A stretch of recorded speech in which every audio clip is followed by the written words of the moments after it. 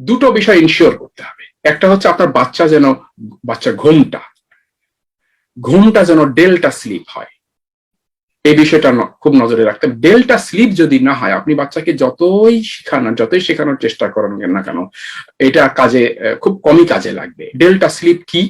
Delta slip হচ্ছে early to bed and early to rise.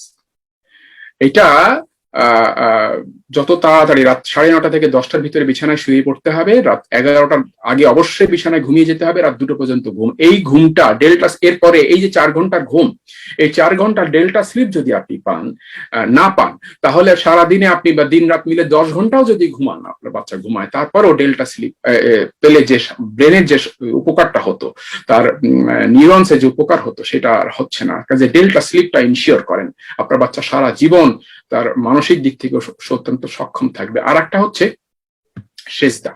সেজদার ব্যাপারে চমৎকার কিছু বিষয় আছে। আমরা জানি, আমি জানি এখানে অনেক ডাক্তার আছেন, তো বিনয়ের সঙ্গে আমি আপনাদের সকলের জ্ঞানের প্রতি শ্রদ্ধা রেখেই বলছি, আপনারা কিছু মনে করবেন না, আমি আপনাদের বিষয় নিয়ে কিছু কথা বলছি, আপনাদের সাবজেক্ট নিয়ে, এটা আমার দুঃসাহস হিসাবে দেখবেন না। আসলে সেজদাটা হচ্ছে এই কোরআনে কারিমে আমরা প্রত্যেকটা মানুষ কিন্তু আহলে আল বাব, আমাদের লবাব আছে, ব্রেনের লোবস, যেটা লোব, এই যে এখানে ব্রেনের আমাদের 4টা লোব আছে, frontal lobe, parietal lobe, occipital lobe, temporal lobe. এই যে 4টা লোব ব্রেনের এই ক্ষুদ্র ক্ষুদ্র অংশ, এগুলো 8,600 কোটি, অর্থাৎ 86 বিলিয়ন নিউরনসের অংশ। 86 বিলিয়ন নিউরনস আছে এখানে, প্রায় 100 কোটির কাছাকাছি। এই মোটা ভাগে এটা 4টা আলাদা আলাদা ভাগ করা আছে, যেগুলোকে বলা হয় লোবস। লবাব আরবি শব্দ। এই লাবাব কোরআনে কারিমে বহু বচনের আলবাব, আল্লাহ পাক বলছেন ইয়া উলিল আলবাব, ইয়া উলুল আলবাব, এইভাবে শব্দ 16 বার ব্যবহার করেছেন। তো আমরা সবাই আহলে আলবাব, সবাই কিন্তু ব্রেন আছে, কিন্তু সুষম ব্রেন, উলুল আলবাব, উচ্চতর কর্মক্ষম ব্রেন কিন্তু সবার নাই।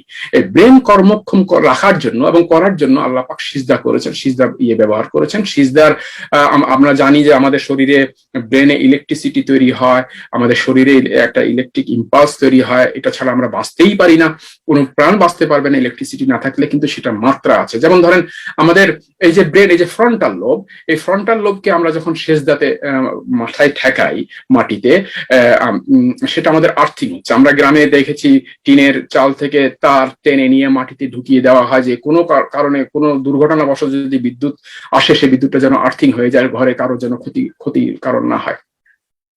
আমরা যখন সেজদা দিই, আমাদের এই বায়োম্যাগনেটিক ফিল্ড, শরীরে একটা বৈদ্যুতিক একটা ফিল্ড থাকে, মাটিতে জিওম্যাগনেটিক ফিল্ড থাকে, মাটির সঙ্গে সূর্যের সোলার ম্যাগনেটিক ফিল্ড এবং সূর্যের সাথে কসমিক ম্যাগনেটিক ফিল্ড। আমরা যে মুহূর্তে সেজদা দিচ্ছি, সেই মুহূর্তে বায়োম্যাগনেটিক ফিল্ড জিওম্যাগনেটিক ফিল্ডের সাথে তাৎক্ষণিকভাবে মিশে সোলার ম্যাগনেটিক ফিল্ড সূর্যের ম্যাগনেটিক ফিল্ডের সাথে দিয়ে কসমিক ম্যাগনেটিক ফিল্ডে মিশে যাচ্ছে, সঙ্গে সঙ্গে আল্লাহর সঙ্গে আমাদের সম্পর্ক।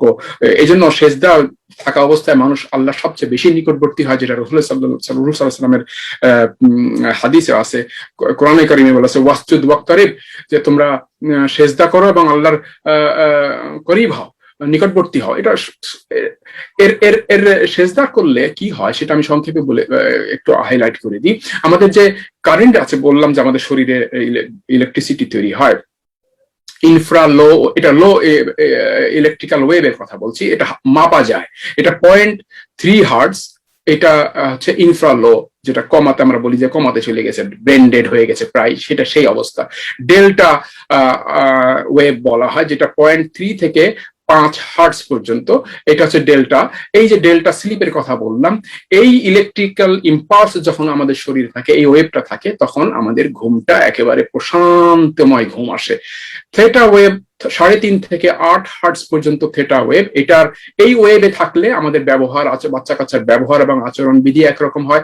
আলফা ওয়েভ 8 থেকে 12 হার্টসে যখন আমাদের, যদি কোনো কারণে আমাদের ব্রেন ইলেকট্রিসিটি 8 থেকে 12 হার্টসের ভিতরে থাকে, তখন বাচ্চা থাকবে একেবারে, বাচ্চা কেন, আমরাও থাকি একেবারে কোনো কাজে মন বসাতে পারবো না, উদ্ভ্রান্ত মন, খিটখিটে থাকবে, মেজাজ খারাপ থাকবে, আমাদের অস্থিরতা বিরাজ করবে, আমরা কোনো মতেই কোনো পড়াশোনা তো দূরের কথা, কোনো কাজেও মন বসাতে পারবো না। এরপরে আছে বেটা হার্টস এর ভিতরে বেটা 1, বেটা 2, বেটা 3, 3টা ভাগ করা আছে, 13 থেকে 15 বেটা 1, 16 থেকে 22, বেটা 2 এবং বেটা 3। এরপরে আছে গামা ওয়েভ, ব্রেন ওয়েভ, যেটা 39 থেকে 42 হার্টস পর্যন্ত যখন বিদ্যুৎ এই পর্যায়ে থাকে। এটা হচ্ছে যারা খুব বেশি গভীর ধ্যানে থাকে, গবেষণা করেন, খুব বেশি চিন্তা ভাবনা করেন, ব্রেনকে কোনো মতে যদি এই হার্টসে তোলা যায়, এবং খুব ইজিলি তোলা যায়, কোনো মতে যদি এই হার্টসে তোলা যায়, যখন ব্রেনকে আমরা এই গামা হার্টসে ব্রেন ইলেকট্রিসিটিকে গামা হার্টসে তুলতে পারবো, তখন ব্রেনের এই যে frontal lobe, parietal lobe, occipital lobe আর এই যে লোবগুলা, এই প্রত্যেকটা লোবের আলাদা আলাদা কিছু কাজ আছে। একে অপরকে, প্রত্যেকে ইন্ডিভিজুয়ালি কাজ করে না, একে অপরের সাথে মিলেমিশে এক কাজ সম্পাদন করে, আবার প্রত্যেকে আলাদা আলাদা কাজও করে।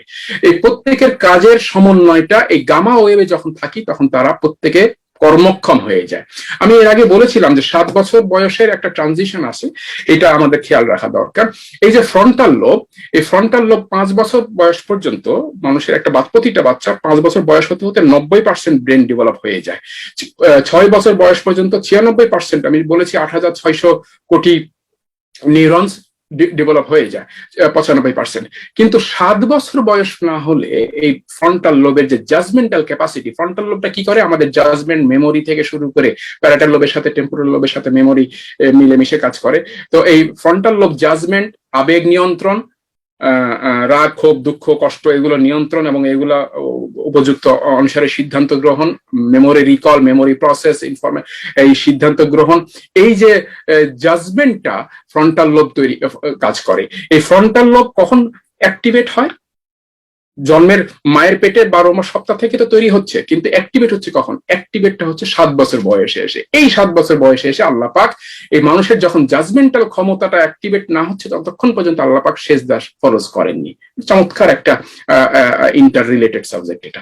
আল্লাহ পাক এইটা যখন, এই ফ্রন্টাল লোব যখন মানুষের অ্যাক্টিভেট হয়ে যাচ্ছে, কাজ শুরু করছে, জাজমেন্ট হয়ে যাচ্ছে, জাজমেন্ট শুরু করছে, তখন আল্লাহ পাক সেজদা করেছেন। তা আপনি যদি এই দুটো কাজ করতে পারেন, বাচ্চার ঘুমটাকে, প্যাটার্নটাকে আপনি সাজায় দিতে পারেন এবং সেজদার অভ্যাসটা করতে পারেন, করায় দিতে পারেন, দেন আপনি, এবার আমি বাংলা ভাষায়, আমাদের দেশের ভাষায় কথা বলি, নাকে তেল দিয়ে ঘুমাতে পারেন। আপনার বাচ্চা, এর আগে যেটা বলেছি, এই যে লাইফের সমাজে ছেড়ে দেওয়ার আগে এই কোর ফোকাসটা কোথায় রাখতে হবে সেইটা, এবং পাশাপাশি এই দুটো, যে ঘুমের প্যাটার্নটা তৈরি করে দিতে পারেন এবং সেজদার অভ্যাসটা করে দিতে পারেন, তাহলে আপনি নাকে তেল দিয়ে ঘুমাতে পারেন।